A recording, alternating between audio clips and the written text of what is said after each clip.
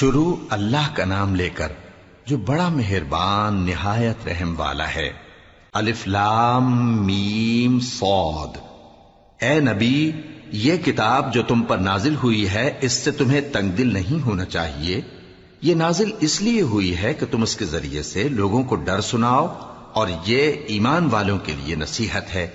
لوگوں، جو کتاب تم پر تمہارے پروردگار کے ہاں سے نازل ہوئی ہے اس کی پیروی کرو، اور اس کے سوا اور رفیقوں کی پیروی نہ کرو، اور تم کم ہی نصیحت قبول کرتے ہو۔ اور کتنی ہی بستیاں ہیں کہ ہم نے تباہ کر ڈالی جن پر ہمارا عذاب یا تو رات میں آتا تھا جبکہ وہ سوتے تھے، یا دن کو جب وہ قیلولہ یعنی دوپہر کو آرام کرتے تھے، تو جس وقت ان پر عذاب آتا تھا ان کے منہ سے یہی نکلتا تھا کہ ہائے، ہم اپنے اوپر ظلم کرتے رہے۔ تو جن لوگوں کی طرف پیغمبر بھیجے گئے ہم ان سے بھی پرسش کریں گے اور پیغمبروں سے بھی پوچھیں گے، پھر اپنے علم سے ان کے حالات بیان کریں گے، اور ہم کہیں غائب تو نہیں تھے۔ اور اس روز اعمال کا تلنا برحق ہے، تو جن لوگوں کی تولیں بھاری ہوں گی وہ تو کامیاب ہیں، اور جن کی تولیں ہلکی ہوں گی تو یہی لوگ ہیں جنہوں نے اپنے آپ کو خسارے میں ڈالا، اس لیے کہ ہماری آیتوں کے بارے میں بے انصافی کرتے تھے۔